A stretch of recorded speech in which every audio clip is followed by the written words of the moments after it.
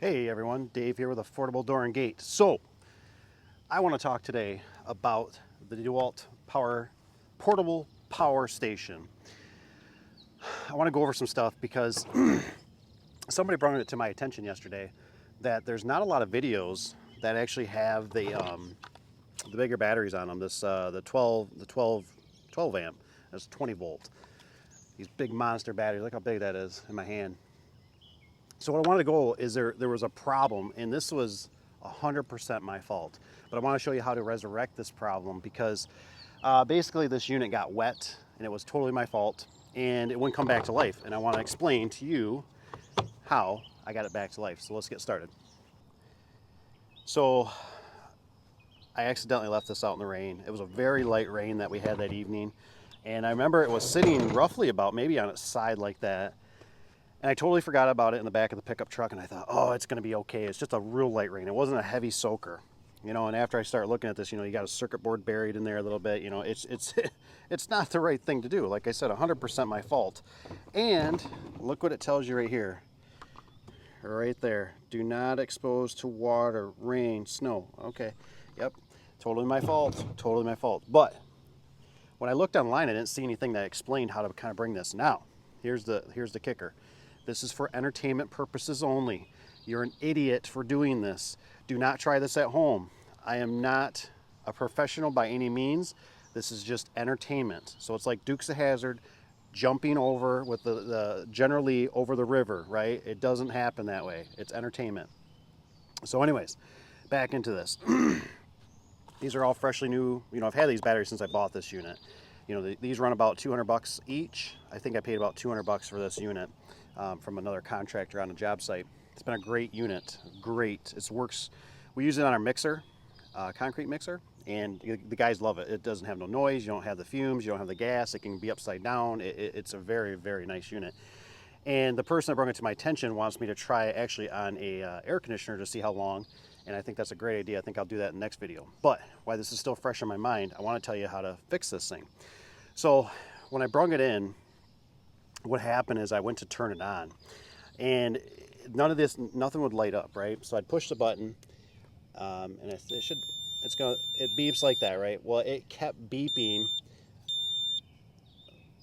maybe something close to that, but not like that. It would just keep beeping and beeping, and what it would tell me is when I was listening to the beeps, it was that, which one was it? We had a system fault, and I thought, well, that probably explains, it got wet. And so that could be, and I thought, my goodness, and I really thought from the get-go it was probably this. The batteries I thought were probably fine. But, so what I did for entertainment, it's low on juice right now, so that's probably why it's beeping. But what I ended up doing is, because I didn't have no other way to do it, but I actually put this in the oven. And that's where this gets really dangerous. That's why you don't do this. This is why this is entertainment only. I ended up putting this in the oven with common sense, with me basically managing it around 350 degrees for, I don't know how long I did it, 5-10 minutes. And I let it get warm, and then I was also taking a hairdryer and I was blowing certain things out. Well, like I said, I couldn't get it to do anything. These would light up, and tell you how much juice you had left. But I couldn't get anything else to really respond, so I figured it was this.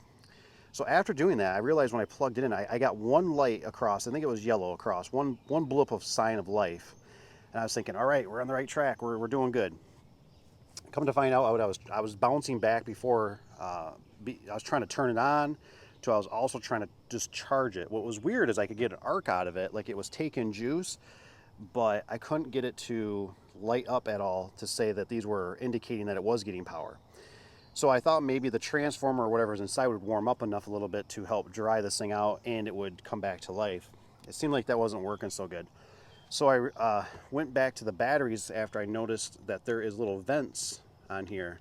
And I thought, well, the way the water ran, maybe it might have, went in these vents, and that might be a problem too. So I ended up taking these batteries, which is highly dangerous, and you cannot do this. This is entertainment purposes only. I ended up putting these in the oven, and I dried them out again. And what came to life, it was the unit. Now, the only reason it came to life finally was I was charging it again, and it came to one battery, I think it was this battery, that had a fault. And the fault was saying the battery is too hot. Imagine that, being in an oven, a little too hot. So I ended up putting it in the freezer. I tried taking a hairdryer to it, and it's embarrassing, you know, when the wife's right, but she told me to just let it rest for the whole night and try it in the morning. And I thought for sure I had this thing cooled down by the time I had it in the freezer for a little bit, and I was being impatient because I was excited that I got it to at least wake up, and it was working to some degree. It just seemed like I needed one more battery. So I did the manly thing, and I ended up purchasing another battery online just to resurrect this thing. And guess what? The next morning, brung, I went to plug it in, and they all lit up, and they went back to charging. So this is for somebody out there that if you let this thing, you know, do not get these wet by any means. Like I said, it was a very light sprinkle, and I totally forgot about it in the back of the truck. It was 100% my fault, but a very great unit. So that might help you out. You might want to try a hairdryer. You might want to try heat gun. The oven was just all I had available at the moment, so I stuck them in there, and you know, I'm sure the wife loved me for that, but I had to do what I had to do. I mean, this is probably, you know, I don't know, it's like $1,200 worth to me. So I just did not want it to see it to go to waste, and we really do enjoy it. So the next thing I'll do with it is I am going to do a test on it for the air conditioner. It's ran pretty much everything I've needed. I think I did run a 110 welder off of it, but I'd like to try the air conditioner unit, and then we'll go from there. But this is just a helpful little tip for you that if this thing doesn't light up, you think it's totally shot, try to dry it out somehow, whatever way you need to find. But I did bring this back to life, luckily, and I got lucky. That's all I can say about that.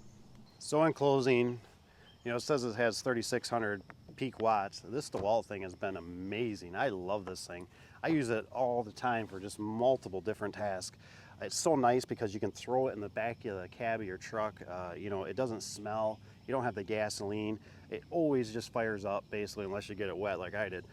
It's a very handy unit. I'd also like to eventually get my hands on maybe one of those Milwaukee power packs and try theirs out. But this one has really worked out great. A lot of the guys recommend that they always want it from me. So if I got it, for some reason they said this one works better with commercial openers than our Honda generator. For some reason the Honda generator faults something out. This one doesn't. So this must be more of a pure inverter waves for the electricity. I don't know all the technical, but I haven't done any tests on it myself. I don't probably have the tools really to do it as somebody else online could, but a very, very helpful tool. So I would highly recommend it. You know, Dewalt did a good job on this. I really enjoy all the handles on it. You can put it in many different positions. There really isn't much flaw to it, except for the only one thing I wish that Dewalt would do, and I understand why they don't do it, is I wish it had another outlet. The one outlet, you know, you normally try to branch it off to something else, but I wish it just had two, just so when you're doing something small, maybe two battery chargers. That would have been a little bit more handy, I think. But other than that, it works great. So this is a helpful little problem solving that I did to myself. Hope you guys enjoyed. Hit that like button if you don't mind on the way out. Become a subscriber. It's always helpful. And comment below if you've had problems, or if you got one of these and you like it, or if you're just like the Milwaukee just trumps this thing big time. I'd like to know, because I love learning from you guys. You guys are just a library of information. So I always like to read your guys' comments sometimes, you know, laying in bed or on the road or whatever. You know, I sit there and I see them come through, and I don't get them all because my phone is still glitchy, but I try to get back to as many as I can. And I always put my email in case you got something that's super important, or if you got a question, because I like making videos of them too. So anyways, guys, take care. We'll see you on the next one. Thank you.